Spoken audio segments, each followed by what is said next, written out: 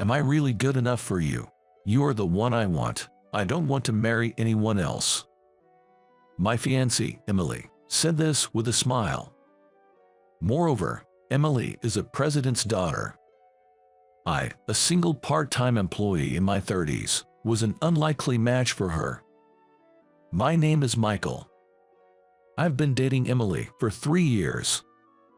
Our meeting was thanks to a high school classmate, David, who took me to a matchmaking party. It was a small gathering, held locally, with people from nearby areas participating. There, Emily, who had approached me while I was spacing out, talked to me. At the party, being a part-time employee, I got cold attitudes from the women who looked down on me. I've been working part-time to take care of my sick mother, but she's getting better, and now I'm aiming for a full-time position. I honestly shared, but the chilly gazes remained. Well, I guess it can't be helped. I was almost giving up when Emily showed a completely opposite attitude. Oh, you work in the deli section of a supermarket. Then you must be good at cooking. Well, I am good at making quiches. Quiches? I love quiche Lorraine. Unlike me, Emily was an office worker at a mid-sized company. She had a stable salary and was in her early 20s, so young. I couldn't understand why she approached someone like me. Because you looked as bored as me, she replied with a laugh when I asked. Then she asked me, "Hey, which supermarket do you work at?" I worked at a small, long-standing supermarket in this town. When I told her the name of the supermarket I worked at, she smiled contentedly and said, "I've decided. I'm going to date you." What? I was surprised by her words. Of course, unless you don't like it. No, not at all. I'm the one who should say, "Thank you so much." That's how I started dating her. Sorry to ask again, but are you really sure about someone like me? When I asked for confirmation, she replied in a sulky manner, "Because I wanted to be with you." As we were in our 30s, naturally we thought about marriage. But Emily was still 24. She was more than 10 years younger than me, and from an outsider's perspective, she might have seemed to have chosen the wrong partner. I don't need a reason to like you, or, is there something you're dissatisfied with? No, of course not. It's just that sometimes I wonder why me. There was another reason I hesitated about dating her. It was because she was a president's daughter. Moreover, to my surprise, the president of the company that owns the supermarket you work at is my father. She confessed this to me within a week of dating. That's why, when I met you at the matchmaking party, I felt there must be some connection with you, Emily said. I was speechless at her words. She had been encouraged to go on matchmaking dates before but never found anyone interesting, so she decided to go to a party with a friend. Yet, an office worker from a mid-sized company and a part-time supermarket employee like me. Even that was an unlikely match, let alone the fact that her family owned a business. You don't want to break up, do you? Just as I was about to say we were an unlikely match, she glared at me. While I was stunned, I apologized to her, looking down, saying, "No, it's not like that, sorry. Time flew by just like that, and it was only a few days ago that she said, "I think it's about time we start thinking about getting married." I said, "Of course, I've been thinking about it too," and she smiled, took something out of her bag, and held it out to me. "Here you go, an engagement ring. Isn't it usually the man who gives that?" When I told her my surprise, she said, "It's okay, isn't it? A woman can give it too." And that's how we became engaged. Now, I had to meet her parents. "Won't your parents oppose us?" "Don't worry, my dad isn't that kind of strict person." Okay, but still, a part-timer like me and you, it's like we're from different worlds. That doesn't matter, I want you. Hearing Emily say that, I fell silent. Right, my job now is to make Emily happy. It's the first time I've met someone who cares so much about me. I realized I had to cherish her. Got it, I'll try my best to become the man worthy of you." I smiled and replied to her, "I don't know if your parents will like me, but I'll do my best." "Thank you." When we went to greet her parents, surprisingly, they accepted me smoothly. Her father, as I heard, was a son-in-law himself, and had come from the countryside when he was young, struggling a lot. He had a tough time when he wanted to marry because her grandfather, who ran the supermarket, opposed it initially. Because of that, he thought that when his daughter brought home a marriage partner, he would approve unless there was a serious reason not to. I vowed to her parents to make her absolutely happy. Then we were busy preparing for the wedding, and before we knew it, the day arrived. At her request, we had a small wedding with close friends and colleagues at a restaurant we rented out. We had already greeted the family, so they didn't come. It was a casual party. I was nervous all morning and went to the venue. Little did I know that a terrible misfortune would strike on the wedding day. It happened right before the party started. My boss, Jack, suddenly came up to me and asked, "Hey, how did a guy like you manage to win over the boss's daughter? Did you do something shady?" "Jack, what are you talking about?" I was shocked by Jack's sudden comment. He was supposed to be happy for my wedding. I couldn't believe I was hearing such words. "Everyone at work is gossiping. They say Michael must have used some dirty tricks to win the president's daughter's heart." "Yeah, right. Like a part-timer could marry a president's daughter." Jack and other colleagues chuckled at me. People around started to glance over. A tense atmosphere surrounded us, and all I could do was bow my head and endure. "What's going on here?" Then, Emily's angry voice echoed. She stepped forward to defend me and continued, "Stop saying weird things. And I know, there was a time when he was supposed to be promoted to full-time, but you crushed it. You even deliberately put a foreign object in his quiches to create a complaint." "Emily, that was just my guess." As I tried to stop her, Jack blurted out, "Why does the lady know about that?" Then, frowning, he made a face as if realizing he had slipped up. I was stunned. There had been talks about my full-time promotion a few years ago. But a few days later, a complaint arose about a foreign object found in the quiches I was in charge of cooking. This led to the full-time employment opportunity being scrapped.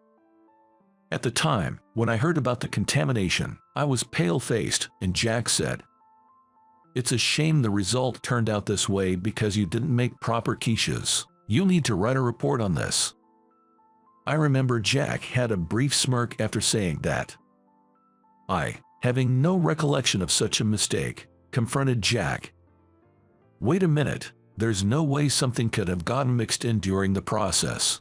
I always ensure everything is checked thoroughly. This has never happened before." "So what are you saying? Are you implying that the customer is lying?" "I've never said anything like that." I began to suspect Jack when I saw his smirking face. He was the one who had displayed those quiches in the store. But there was no proof. I couldn't think of any reason why Jack would do such a thing. Then, an unexpected person appeared before us. Seeing this person, Jack's eyes widened in fear. Mr. Thompson, Emily's father, the president of the supermarket, Mr. Thompson, glared at Jack and continued, "I've been listening to the conversation. You just asked Emily, why does the lady know about that? What do you mean by that?" "No, I was just wondering why she knew about Michael's complaint." Jack stammered his response.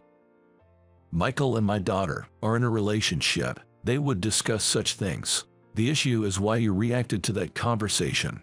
That is." Jack slumped, weakened by Mr. Thompson's words. Then, suddenly, he apologized to me. "I'm sorry. I thought if you became a full-time employee, my position would be at risk." Why would that be the case? That is, Jack fumbled for words at my question. "Let's discuss this in another room." "Yes." Mr. Thompson said this and walked away with Jack. As they left the venue, we looked at each other. Why did Jack do such a thing? I was consumed by these thoughts until the ceremony ended. Mr. Thompson later revealed that Jack was worried that if I, a diligent worker, became full-time, I would quickly surpass and outshine him. It's jealousy, I suppose. It's regrettable that such a person is an employee of my company. After the ceremony, in the back room, Mr. Thompson finished explaining the situation to me. I can't believe he had such a childish motive, and to cause trouble for a customer. That's outrageous. I intend to take some action against him. It was an unbelievable act, causing trouble for an innocent customer. A justified consequence indeed. Now, let's put this unpleasantness behind us. By the way, how is that plan of yours coming along? Yes, it seems to be on track, I replied cheerfully to Mr. Thompson's words. It's sad to lose a skilled and experienced part-timer like you, but this was my suggestion after all. Yes, thanks to that, it looks like Emily and I will have a good life together. She is our only daughter. Take good care of her. Yes, I understand. And a year after the wedding, I had left the supermarket and opened my own store. It was a small deli. We managed to open the store with savings I had accumulated over the years and Emily's savings. I was surprised when your father suggested I start my own shop. Owning a deli has been my dream since high school. High school, huh? To think we had met back then. Really. As it turns out, Emily and I had met once, 10 years ago. Back then, Emily, in her rebellious phase and often clashing with her parents, frequently ran away from home. I met her during one of those times when she had left home. Hey, young lady, what are you doing in front of a convenience store at this hour? It's none of your business. Seeing her sullen expression, I just couldn't leave her alone. So, I gave her the leftover quiches from the supermarket I was planning to have for dinner. Here, if you're hungry, eat this. It's better than staying hungry, right? It's none of your business. Just as she said that, her stomach growled. Oh no, my stomach just growled. See, I told you so. I laughed loudly beside her, who was embarrassed. After listening to her parents' complaints, I persuaded her and took her back home. She looked so different then, with heavy makeup and a much heavier body, that I didn't realize until she told me that she was the same girl I met back then. We must be deeply connected in some way. Thanks to your father providing the land, I was able to build my own shop. There are no rental spaces around here, so it was a big help. Your life is starting anew. Let's make delicious deli food together and make our community happy. Yeah, you're right. Gently, I touched Emily's stomach. Next year, our family will grow, and our days will be filled with joy. I'm determined to keep working hard. That's a promise I made to myself. My name is Mike. This year I turned 40. I work at a small-town factory near my home, manufacturing auto parts, mainly car lights. My job is to supervise temporary workers lined up on the assembly line and ensure we deliver the specified lights by the deadline. Some of these workers have issues that trouble me. And one such case is the recently joined Emily Smith. There are no problems with her work or performance. In Emily's case, it's not so much a problem as it is a concern. Emily, no lunch again today? I asked her, sitting in a corner of the cafeteria during lunch break. She looked up at me awkwardly. Yes, I didn't have time to buy. You can leave the factory to buy some, you know. But, wouldn't that be against the company's rules? It can't be helped. If you don't eat properly, it'll affect your work in the afternoon too. I'm sorry, but I don't have the money to buy food. I thought, again. She not only doesn't bring lunch, but she also barely has any money on her. Even as a temp, she should be making between $1,800 to $2,000 a month, including overtime. The pay might be low, but it's not so bad that she should always be struggling financially. Plus, she lives with her parents. She should have some money to spend. Hey, are you managing your money properly? And Emily, you should take more care with your appearance. She looked down as I said this. Emily had just graduated from high school, but frankly, she was unkempt, and although she seemed to bathe, it appeared she wasn't washing her company uniform properly, as it was dirty and worn out, and she smelled bad, causing complaints from other temp workers. I'm sorry, I'm not allowed to use the washing machine. That can't be true. Everyone's getting upset, so please come properly dressed from tomorrow. Yes, she nodded weakly to my words. But at that time, I didn't realize it. She was in a situation far worse than I could have ever imagined. These young people nowadays really lack discipline. That night, after finishing work and returning home, I grumbled to my wife, Susan, over dinner. About Emily again. Yes, she doesn't really bring lunch. She's careless with money, and on top of that, not washing her clothes is just the worst, don't you think? Oh, that topic again. Susan's expression clouded. Lately, I have been complaining about Emily to my wife quite a bit. She must be tired of hearing it. But Susan's reaction was unexpected. Maybe Emily is being mistreated by her parents.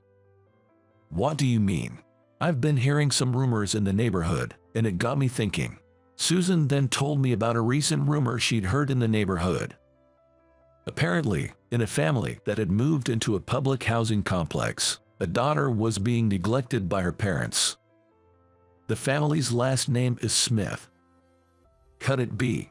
Well, it seems that girl is her father's stepchild, and the family treats her coldly. Can you keep an eye on her for a while? Understood. I was stunned by my wife's words. But thinking about it, it explained why Emily didn't bring lunch or have any money. If her parents were taking all the money she earned. Just the thought of it made me feel sick. However, I was about to witness something even more shocking. It happened on the weekend. While shopping at the supermarket with my wife, Susan, I coincidentally saw Emily. Come on, hurry up and walk. Stop it, Kevin. Emily was being hit by a little boy. It was more like playful punching around her waist, but she clearly didn't like it. Besides, there were a man and a woman who looked like her parents, laughing loudly as they watched. Look, that's Emily, the girl you were talking about. Yeah, no doubt about it. Excuse me, I'll go over there for a moment. Wait, Mike. I approached Emily. Hey, what are you doing, old man? I grabbed the boy's arm, hitting Emily, and looked at her. Mike. Emily looked at me, trembling, with a frightened gaze. Hey there, Emily. What a coincidence meeting you here. Shopping with your family, huh? Yes, that's right. Her eyes, filled with fear, shifted towards her parents, who were watching me with suspicion. Are you Emily's parents? I've always been grateful for her help. I'm Mike, the factory manager. Oh, is that so? Her father responded with a suspicious look and a curt greeting. But then, he said something astonishing. About Emily's salary, can it be raised a bit? She even does overtime but doesn't bring in much money. Can't something be done about that? Yeah, right. We're letting you use our daughter. Pay her more. Her mother even shouted at me. Let go, you old jerk. The boy, whom she called Kevin, tried to shake off my hand. I released his hand. Fine. Don't mess with me, he said and ran back to his parents. Dad, beat up that old jerk. Kevin, not here. We'll deal with it later. The father laughed loudly and crudely at his son's words. What's with these people? Susan murmured beside me. She gently tugged at my clothes. It was a signal to move away from these people. Well, we'll be going then. See you at work, Emily. Yes. Hey, think about her pay raise, will you? Just wait, you old jerk. Ignoring the shouting boy, we walked away from the Smith family. Emily watched us leave with a longing gaze. Mike, thank you for yesterday. The next day at work, Emily approached me. No, I didn't realize what you were going through. I'm sorry for any thoughtless things I've said before. No, it's embarrassing, but I couldn't do anything about it," she said, and began to slowly share her circumstances. Since her parents divorced and she was taken in by her father, Emily had always been burdened with household chores. Because of this, there were times she couldn't go to school, and after middle school, she worked part-time while attending a night high school with her father's permission. At that time, she wasn't deprived of her earnings. She had to manage everything herself, but she lived relatively freely. However, everything changed after her father remarried. Her stepmother disliked her and treated her coldly, teaching Kevin, her stepbrother, to treat Emily like a servant. Her father never reprimanded the stepmother's behavior. Instead, they demanded she pay back for being raised by taking all her earnings from her part-time jobs. Her clothes and personal belongings were thrown away by her stepmother, and she was even restricted from bathing often and washing her clothes.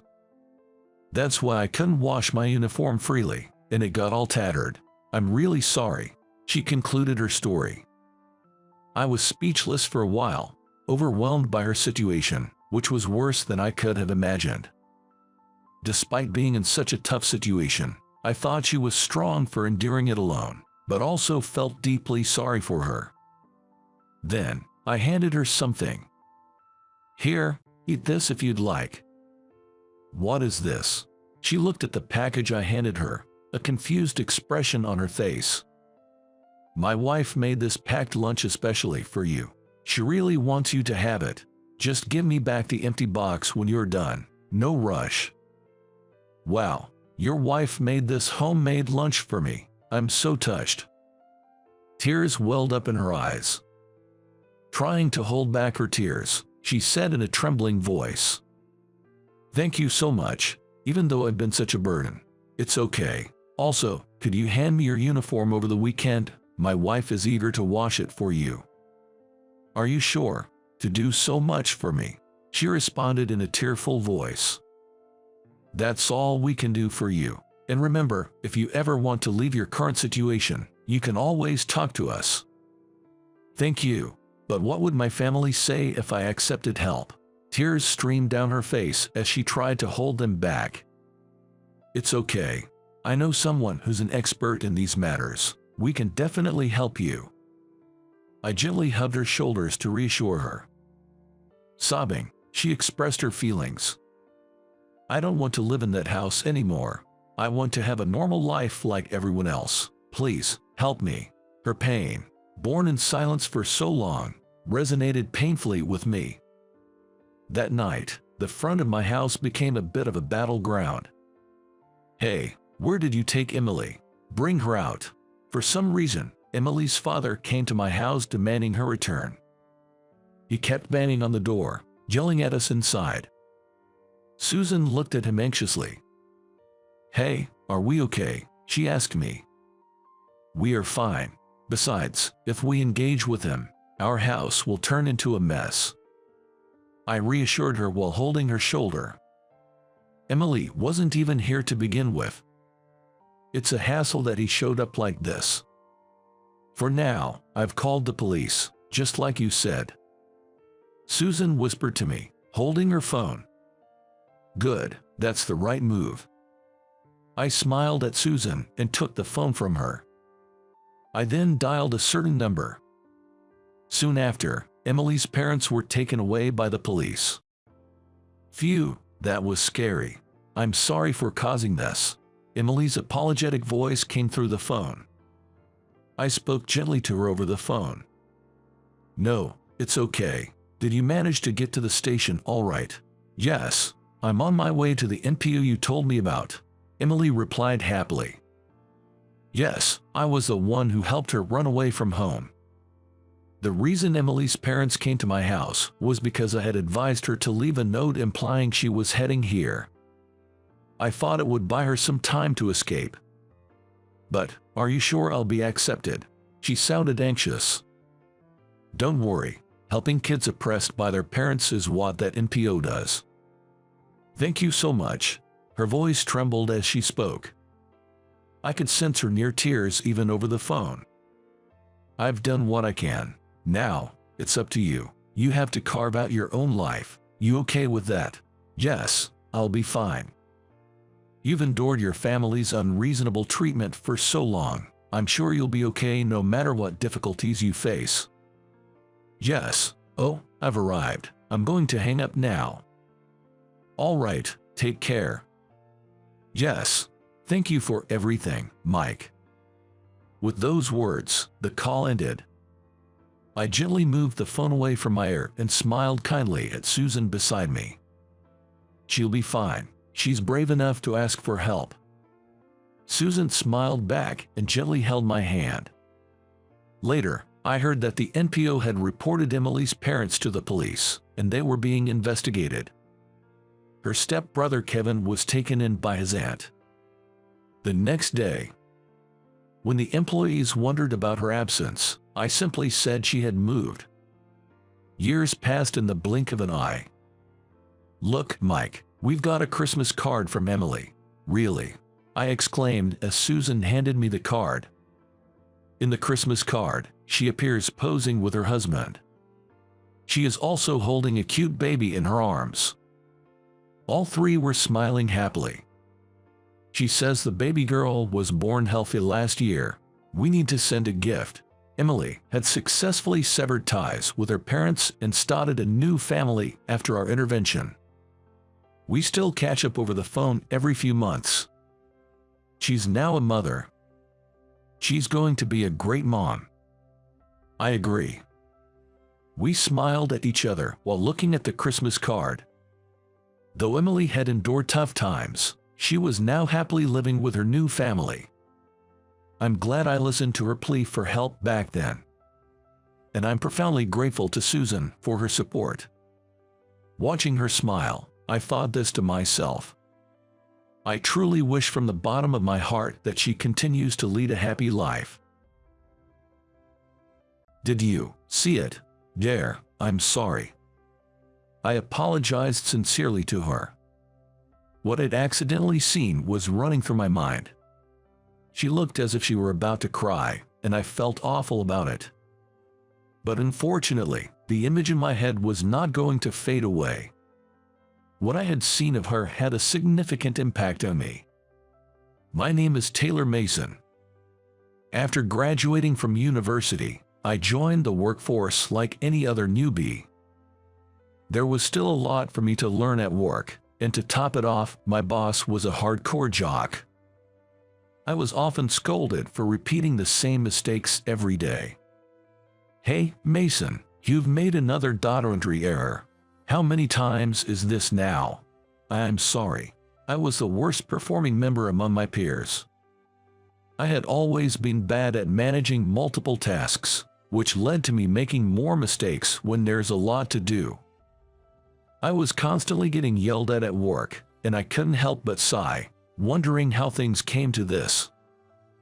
In university, all I had to do was understand the lecture content, so my grades were good. I thought I'd be able to manage in the real world too, but I was wrong. In reality, I was just a bottom-tier employee who kept making mistakes, and I was starting to despise myself. One day, carrying all these feelings, I bought a microwave dinner from a convenience store on my way home from work. I simply didn't have the energy to cook for myself. I usually got home late at night. And since I lived in a small apartment, there was rarely anyone around. As usual, I opened my apartment door, and that's when it happened. Meow. A cat came up to me. The fur was too clean for a stray, and the cat seemed used to people. This apartment allows pets, so it might belong to someone, but where did it come from? As I was wondering about this, the cat sauntered into my apartment through the open door. Hey, you can't just go in. Fluffy. Has Fluffy come back? Hearing the cat's meow, my neighbor burst out of her door. I turned to look. She was a woman, probably in her early 20s, and she had rushed out in a worn-out sports bra. I was speechless. She had come out in such a hurry that she was barefoot, and she was showing so much skin that I panicked for a moment, thinking she was naked. When she saw that her cat had entered my apartment, she said, "I'm sorry, that's my cat." Oh, here, she realized that she was only in her underwear and turned her face bright red. "I'm sorry, that's my cat. I'll get him out right away." With that, she rushed back into her apartment, returning in about 30 seconds. She was clearly just wearing a hoodie over her sports bra. I didn't want the cat to get hurt inside my apartment, but I was also hesitant to invite a woman into my place at night. So, I said, "I'll try to catch the cat. Just wait here," and attempted to catch the cat. But I couldn't. Was it always hard to catch a cat? Left with no other choice, I had to ask the woman to come inside and catch the cat herself. The cat didn't resist when the woman tried to catch it. It just went with the flow. "I'm sorry for the trouble. I'll make it up to you another day." Saying that, the woman left as it was getting late. Well, she was dressed quite oddly. The next Saturday, the woman came to visit, bringing some sweets with her. I led her into the room to check if the cat hadn't broken anything, and we sat down for a cup of tea. Honestly, since I had led her in my room yesterday, I didn't resist much. Her name is Julia Roberts. She seemed to be a college student, and from the big shoulder bag she brought, it seemed she probably planned to study somewhere after this. She owned a cat named Fluffy. Actually, yesterday Fluffy went out onto the balcony, and I heard him crying at night, so I rushed out in such a strange outfit. Julia was blushing as she explained, "Oh, Fluffy scratched me up pretty bad. It's even more embarrassing to be seen like this. Cats can be quite a handful, huh? I heard cats scratch everything around them when they need to sharpen their claws. So, their clothes got scratched occasionally, but it costed a lot to buy new ones each time, so they wore them when they're not meeting anyone. I'm really sorry for the trouble. Don't worry about it. Just take good care of your cat." Julia thanked me again and got up to leave. But at that moment, her shoulder bag fell over and all the documents inside spilled out. "Are you okay?" As I scrambled to gather the papers, she exclaimed, "No, no." She quickly snatched the papers away from me. But I had seen it. The documents were notices of re-examinations from her university. And there were so many of them. The number of re-examinations was so large, it made me worry about her credit completion. "Did you see it?" "Yes, I'm sorry." I apologized sincerely. At that, Julia blushed deeper than when she had been seen in her underwear, her face on the verge of tears.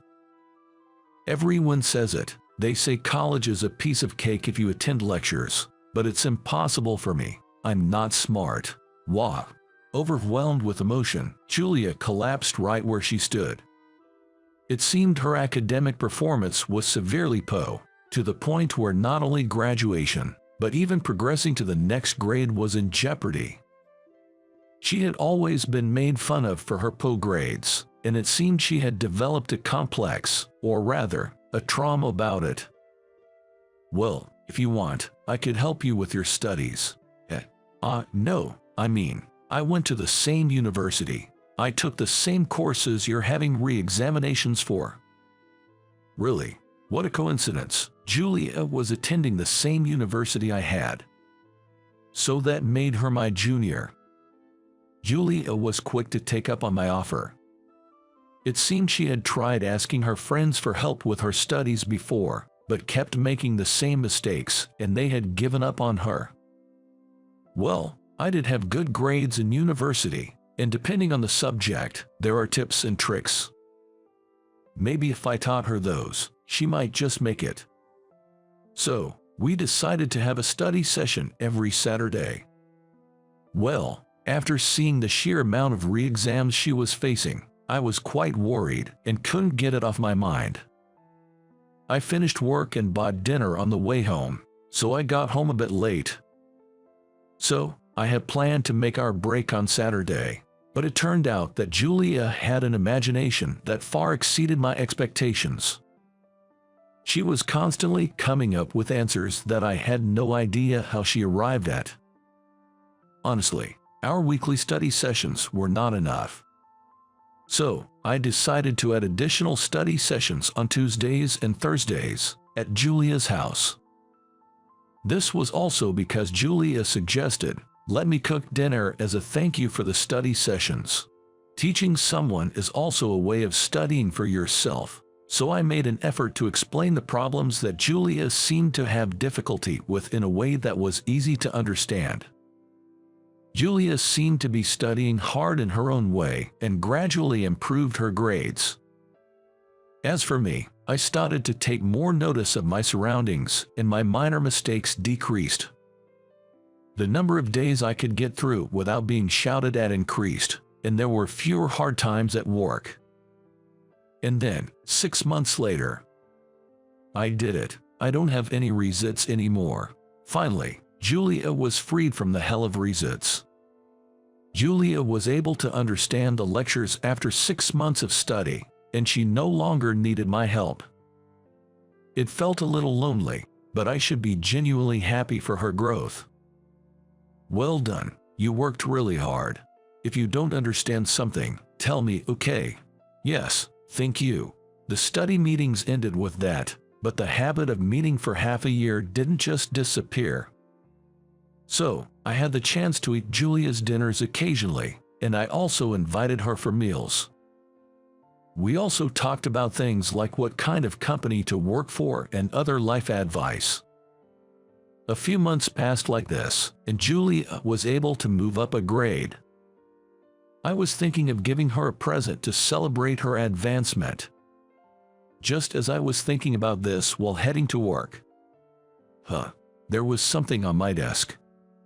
It was a document, but not just any document. Personnel change, and I'm the assistant to the president. I was dumbfounded by the document informing me of an unexpected personnel change. Suddenly, my boss patted my shoulder and I jumped. "The president is calling for you. Follow me." With that, my heart was about to jump out of my chest. What did I do? I desperately tried to remember, but I couldn't think of anything. I made my way to the president's office with a stiff body. There were guests in the president's office besides the president. It seemed that I had been called to the president's office because these guests wanted to see me. "Sorry for calling you all of a sudden. These are the owners of Roberts Inc., our business partners." Introduced by the president, I bowed my head. "Wait, Roberts? That's the same surname as Julia. What a coincidence." As I sat on the sofa as directed, the Roberts couple smiled at me. "Nice to meet you. We are from Roberts Inc. No, let's leave the title aside. We came here as parents to thank you and ask you a favor," the president of Roberts said to me. I was completely lost for words and just stared blankly. "Actually, the Julia you've been tutoring is our daughter. We heard that she was able to move up a grade thanks to your help. Thank you so much." No, it was all thanks to Julia's efforts that she was able to move up a grade.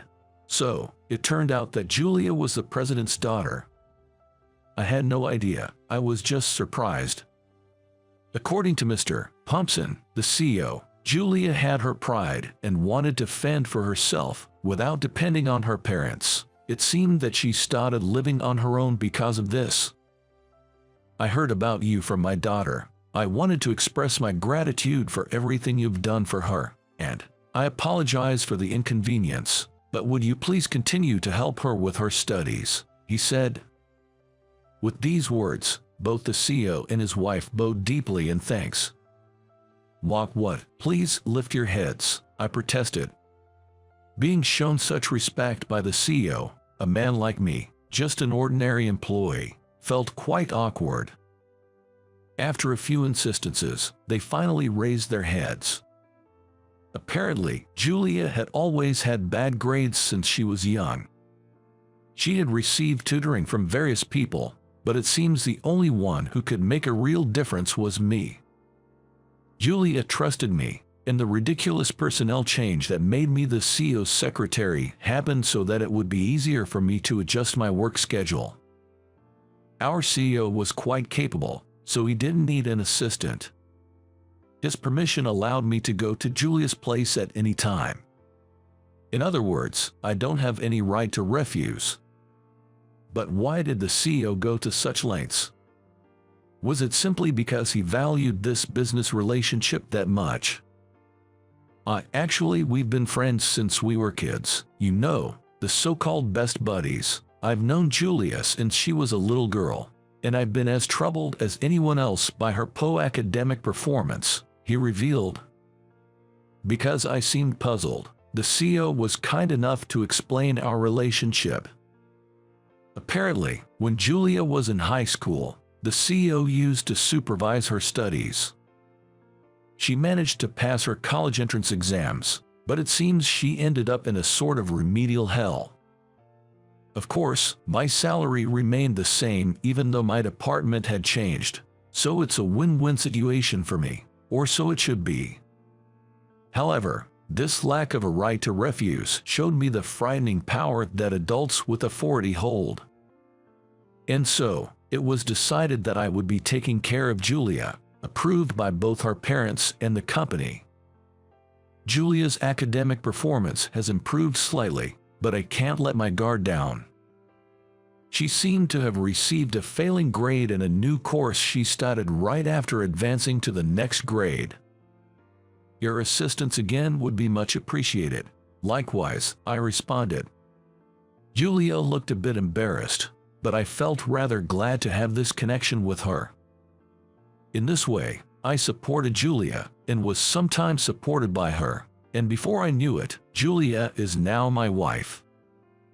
You never know what life has in store for you. Who would have thought that the college girl I saw in her underwear the first time we met would become my wife? But it seems Julia is still hung up on the mountain of remedial notices, more so than the fact that I saw her in her underwear, playfully telling me to take responsibility for that time as she asks me to help her study. Though the studying she was referring to now was not academic learning, but rather business manners and other basic knowledge for working adults. The CEO was also delighted. Who would have thought that Julia would grow so much? He's an amazing person who single-handedly started the company and continues to grow it. The level of the Harpo performance that even such a CEO struggled with.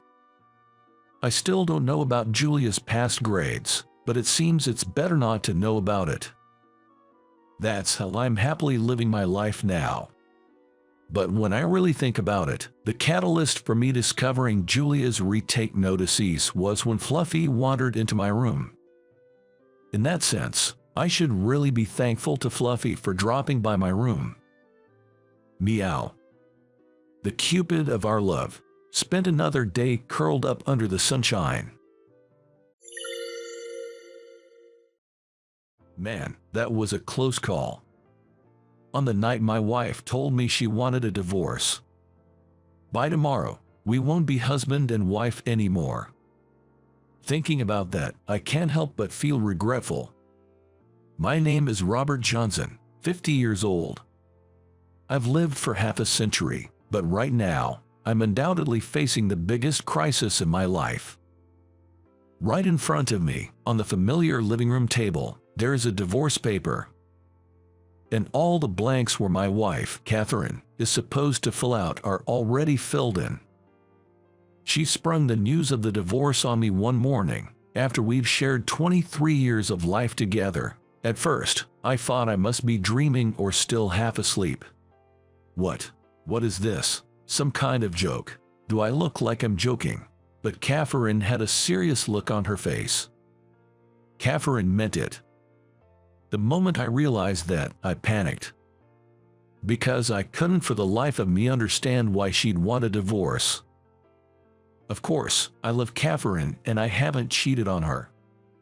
It doesn't seem like she's found someone else, either. Catherine, crying softly, started to explain the situation to me. The reason for the divorce was the relationship with my mom, the mill. I knew that there was a mildew issue. My mom had always had a grudge against Catherine because she only had a high school diploma. Listen, you should go to college. High school grads can't get good jobs and they lack common sense. You'll only end up suffering if you're with them. This has been my mom's mantra for as long as I can remember. My mom raised me as a single mother and even put me through college. My high school grad dad left us for another woman and debt. That's why she hates high school grads. Of course, there's some truth to that. But there are people with no common sense in the world, whether they're college or high school graduates. In Catherine's case, she lost her parents early on and had to start working right after high school to support herself. She's very responsible, and I've never found her to be unreasonable. I managed to convince my mom to agree to our marriage, and I've stepped in a few times to mediate their disputes, but it seems she's been bad-mouthing Catherine behind my back. But Catherine has been enduring all this. As I've said before, I was raised by a single parent, and the only relative Catherine could rely on was my mom. So, now that our daughter Lily is 23 years old and getting married this year, she's brought up the subject of divorce. Your mother will be attending the wedding, right? You know, your mother told me if you come, it'll be a hassle for Lily. Don't come to the ceremony. I never thought I'd be told not to attend my own daughter's wedding. I've put up with this for so long, but I can't take it anymore. I can't live with your mother anymore, and I don't want to. And you didn't help me. I can't believe you. So, you're saying you hate me now? In my shock, I blurted out some unnecessary words. With a trembling voice, Catherine clearly stated, I don't know right now, but I do hate your mother, and then she got up and ran crying into our bedroom. I'm ashamed to say that I was too shocked to move. I thought I was doing my part to keep my mom from hurting Catherine, but it wasn't enough. I had thought I was helping, but I failed to notice the strain on Catherine as she bore her limits. My mind was a complete mess. I couldn't understand anything. The only thing I could comprehend was that Catherine was determined. I wonder how much time has passed. Finally regaining some composure, I dialed up my mother. It was to verify the facts. But blurting out, "You've been harassing my wife, haven't you? It's so wrong to be harsh on Catherine," would just cause a quarrel. To keep the conversation calm, I started with casual chit-chat and tried to subtly probe her thoughts on Catherine. However, all she said was, "Catherine seems a bit out of touch. I wish she'd pull herself together," without making further comments about Catherine. Whether she was skillfully hiding something or just oblivious, I couldn't figure it out over the phone. What should I do? I was racking my brain, looking at the divorce papers. "Dad, are you okay?" It was Lily who approached me. I tried to quickly hide the divorce papers, but she said, "So Mom has finally made up her mind, huh?" It seemed like she had already figured out what was happening. Finally, "Did you know that Catherine wanted a divorce?" She didn't tell me directly, but I knew she'd been enduring a lot. Apparently, Lily had been recording my mother's harassment on her phone. She seemed willing to let me hear it, raising the volume to the max. "Catherine, haven't you cleaned again? You're a stay-at-home mom. You should do it every day. Seriously, you're hopeless." It seemed like this was what my mother had suddenly said to Catherine when she visited. "I'm sorry, Lily has a fever, so I thought it'd be better to keep the noise down." Lily has a fever. That's what happens when you live in a dirty environment. This just shows the importance of daily cleaning. Listening to this, I felt genuinely disgusted. While what she said was not wrong, there was an irritating, nagging, and unpleasant feel to it. Another recording started with my mother yelling at Catherine as she was preparing dinner. "What's with this bland food? Are you serving such awful meals to Johnson and Lily? Well, isn't it better to have less salt? It's healthier. Lily, indeed, too much salt is bad, but too little is just as harmful. This can wreck your health. I recall my mother visiting every 3 to 4 days. I can't believe Catherine had to put up with such constant nagging at least twice a week. As I stood there in shock, Lily sighed and said, "Mom has been enduring this all along. She loves you, Dad, and she knew how much you valued Grandma. But I'm sorry, I really hate Grandma. I don't want her at my wedding." Well, that makes sense. Even I would want to avoid someone as nagging as this in my workplace. But, while you can avoid or quit your job to escape such a situation, you can't do the same with your in-laws. I permitted my mother to frequently visit as I thought she was happy about her first grandchild and could be of help to Catherine. However, if such conversations occurred repeatedly, I can understand why Catherine would want to leave. There were several instances of overstepping that I reprimanded my mother for, and I thought she had improved. But the truth was, I couldn't protect the person I loved. I felt extremely regretful and sad. If making Catherine unhappy is inevitable, maybe it's better if we part ways, I muttered under my breath, and at this, Lily's expression hardened. "What did you promise God, Dad?" At her words, I tilted my head in confusion, only to see Lily's expression grow even more stern. "I might be a woman, but I want to support my future husband forever. He promised to protect me for the rest of his life. He even told you the same thing when he met you, didn't he? Aren't you supposed to protect Mom? Mom is also at fault here. You don't understand unless things are spelled out for you. Communication is so important, really. Right now, Mom has no allies, Dad. Think about it." Lily said this calmly, then left the room. Her retreating figure overlapped with that of Catherine. When I decided to marry Catherine, I resolved to protect her at all costs. But now, Catherine is trying to distance herself from me. She's crumbling, trying to isolate herself. I stood up and took out the wedding ring that had been tucked away in the back of the dresser. We had kept it safe so as not to lose it during our busy work and parenting lives. It was worth 3 months of my salary at the time. Even though we hadn't worn it in a long time, the 2 rings retained their original shine and were still as beautiful as ever. The image of Catherine walking down the aisle with this ring on, I could never forget.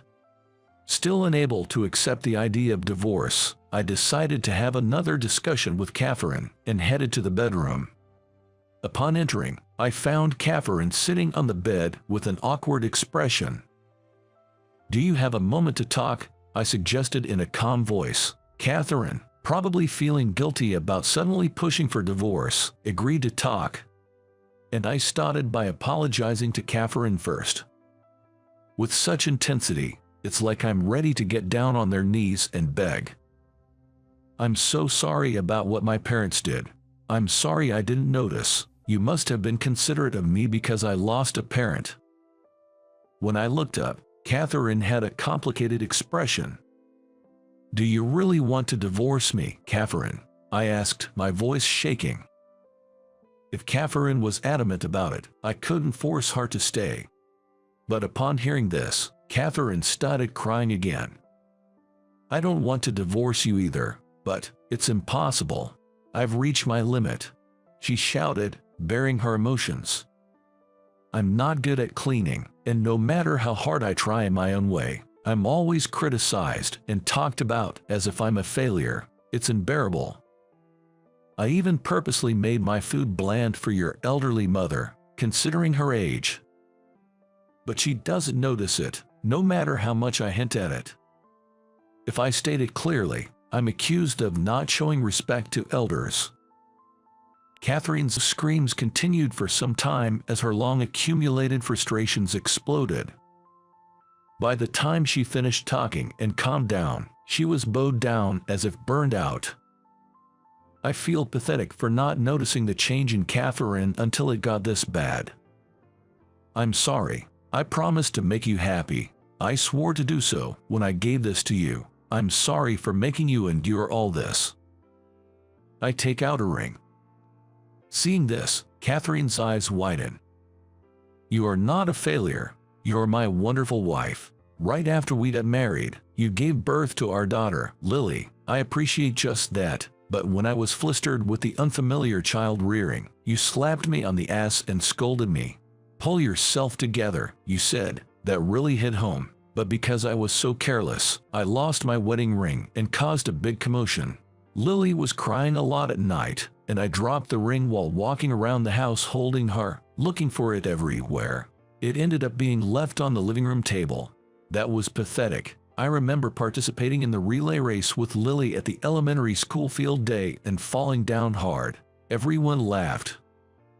Oh yeah, I remember that happened.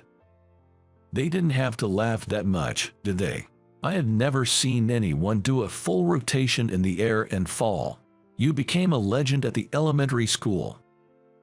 As we reminisce while looking at the ring, a small smile returns to Catherine's face.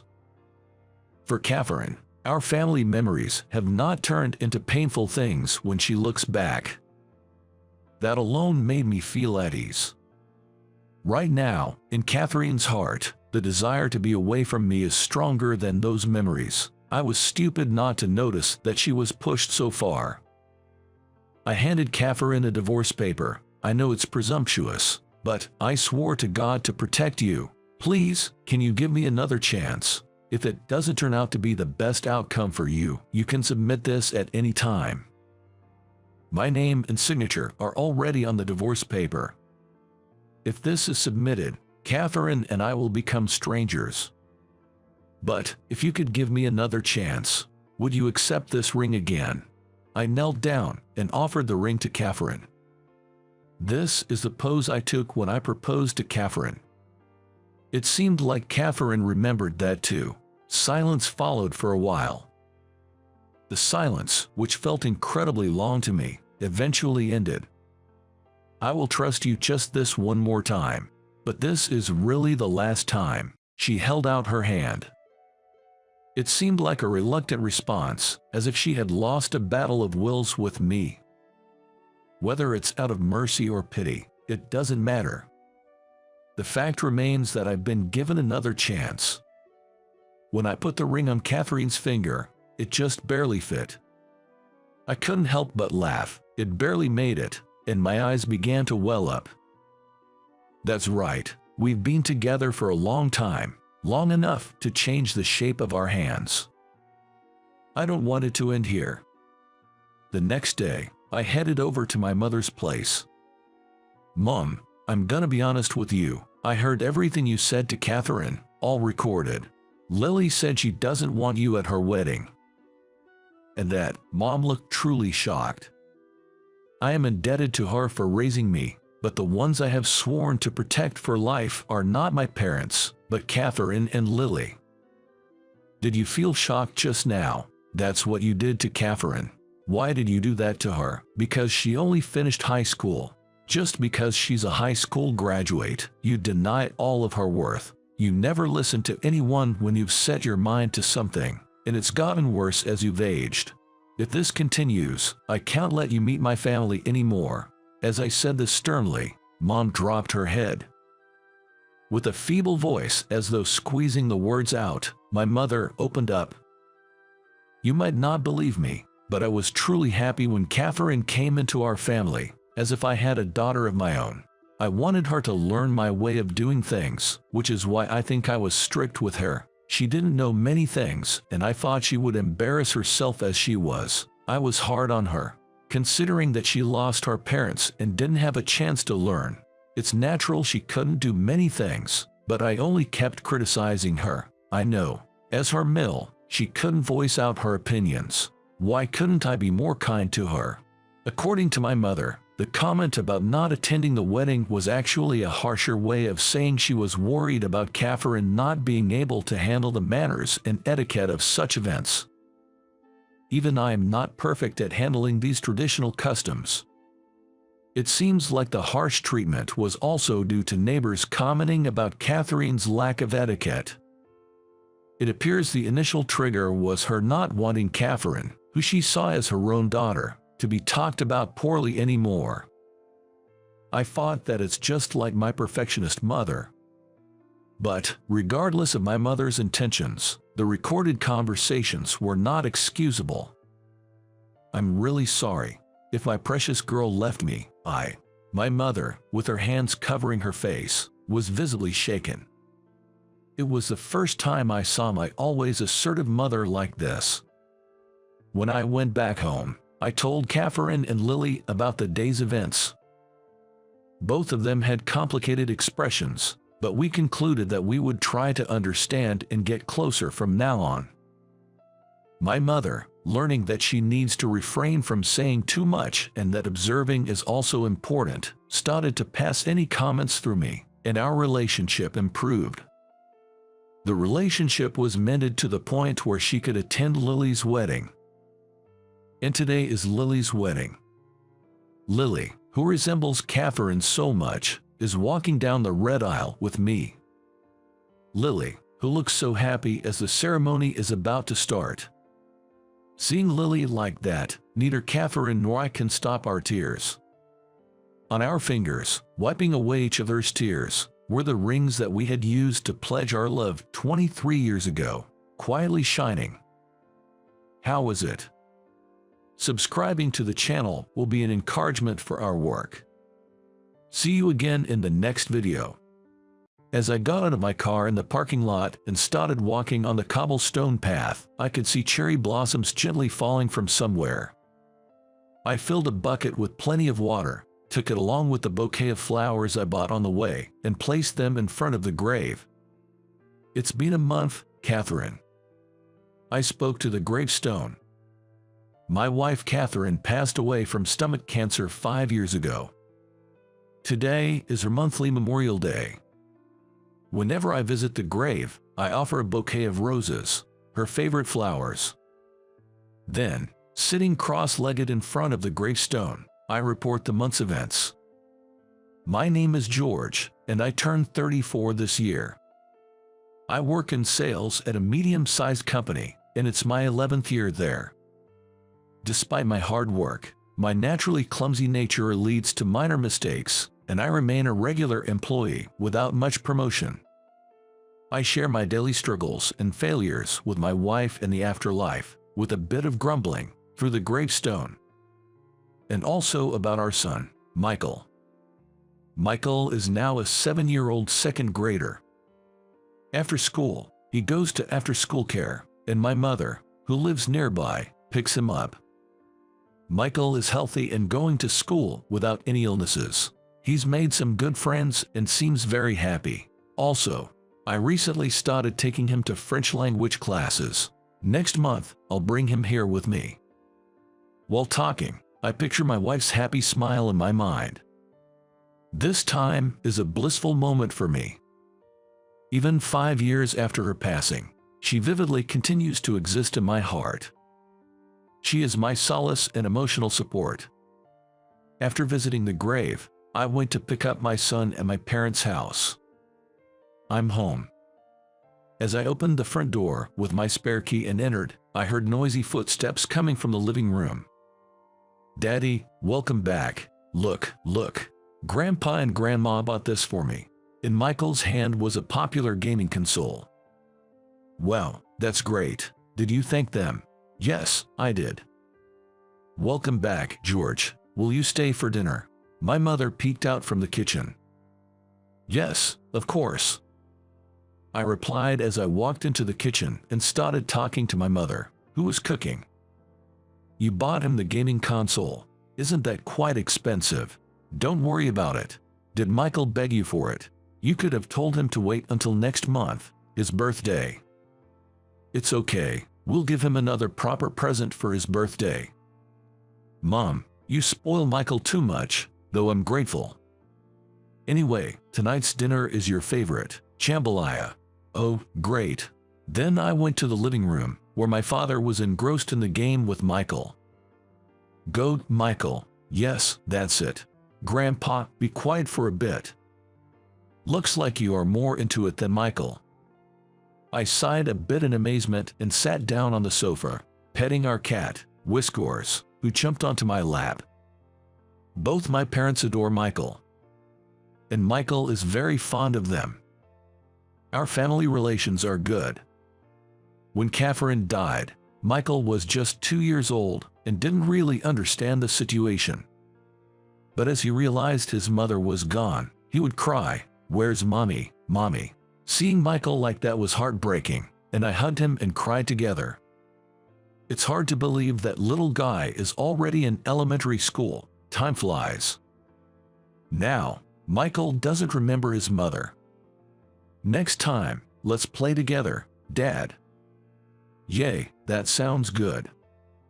I smiled back at Michael, who was looking at me. There is a big trade show our company is participating, so I attend there as part of the staff explaining our products. The venue was bustling with lots of businessmen in suits. In the midst of it all, I was engaging with people passing by our booth, trying to draw them in. I let interested folks try our product samples, fill out surveys, exchange business cards, and hand them brochures. It's a pretty tiring job, standing from morning till evening. Looking at my watch, it was almost noon. We take turns for lunch breaks, so the booth is never unattended. That's when the company's president, Mr. Johnson, showed up at our booth. "How's it going, George?" "Mr. Johnson, good to see you. Things are going smoothly." I reported to Mr. Johnson the number of people who had filled out the surveys. "So, it's going fairly well then. By the way, George, have you had lunch yet?" "No, not yet." "Then let's go eat together. I have something I want to discuss with you." I wondered what Mr. Johnson, our company president, could possibly want to discuss with someone like me. It couldn't be a transfer or, worse, a layoff. But I hadn't made any major mistakes that would harm the company. Maybe it's about my sales performance. I followed Mr. Johnson with this thought in my heart. We left the exhibition hall and went to a nearby fancy Italian restaurant. Entering the restaurant, Mr. Johnson told the staff, "I'm meeting someone here." A meeting. I hadn't heard about this. I wondered who it could be when Mr. Johnson spotted the person he was meeting inside. "Hey, Emily, long time no see." "Uncle, it's been a while." The person Mr. Johnson called Emily stood up from her chair. She was a slender woman with long, straight black hair, looking quite beautiful. She appeared to be in her late 20s. She wore a dark brown knee-length skirt and a neat beige knit top. Her large eyes made her strikingly beautiful. If Mr. Johnson called her uncle, then she must be his niece. Mr. Johnson gestured for me to sit in the chair opposite her. "George, take a seat here." "Okay." I sat down right across from her, as instructed. "George, this is my niece, Emily." Mr. Johnson introduced her. I nodded politely. "I'm Jared, and Mr. Johnson has always been a great help to me." "I'm Emily. I've heard a lot about you from my uncle," she said with a smile. I wondered what Mr. Johnson had been telling his niece about me, and why she was here at this place. Feeling a bit out of place, I glanced at Mr. Johnson. Then he said, "George, it's been 5 years since you lost your wife. It must have been tough, but maybe it's time to start a new chapter in your life. Don't you think?" I was momentarily unsure of what was being said to me. Mr. Johnson continued to speak. "Emily will be turning 30 next year, but she's practically had no luck with men. She's at the right age for marriage, yet she doesn't seem too keen on the idea. It's quite a concern." Then it clicked for me. This was a setup for a blind date. I felt like I'd been deceived by Mr. Johnson into this matchmaking situation. Emily lives alone, can handle all household chores, has a kind nature, and loves children. I'm sure she'd get along well with Michael. "Mr. Johnson, I appreciate your words, but I have no intentions of remarrying. This is quite uncomfortable for me." Even as I said this, Mr. Johnson didn't seem to listen. Now, George, you've been saying that, but it's been 5 years. Isn't it about time? I'm sure your wife in heaven would want you to be happy. Hearing that, anger surged from the pit of my stomach. He didn't know anything about my wife and yet dared to speak as if he did. Catherine was incredibly jealous. The idea of Mary marrying and her being happy about it is out of the question. But since he's Mr. Johnson, I couldn't talk back. Then he, seeming quite pleased, continued. It must be hard to move on from your wife, but don't you think Michael would be better off with a mother? What do you say, George, about starting a new family for Michael's sake? Mr. Johnson even presumed to decide how Michael felt. A child his age must still long for a mother. He didn't know anything about Michael, yet confidently made such assumptions. Michael never said he wanted a mother. In fact, he's shy around strangers, and having someone suddenly become family would surely be stressful for him. As I remained silent, Mr. Johnson handed me the menu. Come on, order anything you like. It's on me today. Reluctantly, I ordered a random pasta. Emily ordered the same. Then, I'll step out for a bit. You two talk. With that, Mr. Johnson stood up with the bill and headed towards the cash register. An awkward silence fell between Emily and me. I was angry with him. I even considered leaving the restaurant right then. But this woman in front of me wasn't to blame, and it would be a waste not to eat the food we ordered. As we waited for the food, Emily hesitantly spoke up. I'm sorry for how sudden this is. My uncle probably didn't tell you about today, did he? No, it was a surprise for me too. Actually, I was only told we were going to have dinner. She looked troubled, her eyebrows furrowed. Is that so? I felt a bit relieved. So she was in the same boat as me. My uncle kept insisting that there was a perfect match for me at his company, and I should meet him, but I've always refused. He praised you a lot, George, said you're compassionate, a bright mood maker, and a valuable person in the company. Is that so? I was surprised and pleased that Mr. Johnson spoke so highly of me. But this was a different matter. Emily, you seem like a wonderful woman, but I've decided never to forget my wife and don't plan on marrying again, I stated firmly. Then she smiled and said, That's okay. I have no intention of getting married either. I was just tricked into coming here by my uncle. Hearing that, I felt relieved. So, we're in the same boat, then. She let out a soft chuckle. Yes, I'll talk to my uncle about it. After a while, the pasta we ordered was served, and we began sharing our personal stories. I actually have a someone I love. Hearing her say that, I was surprised. You're not planning to marry him?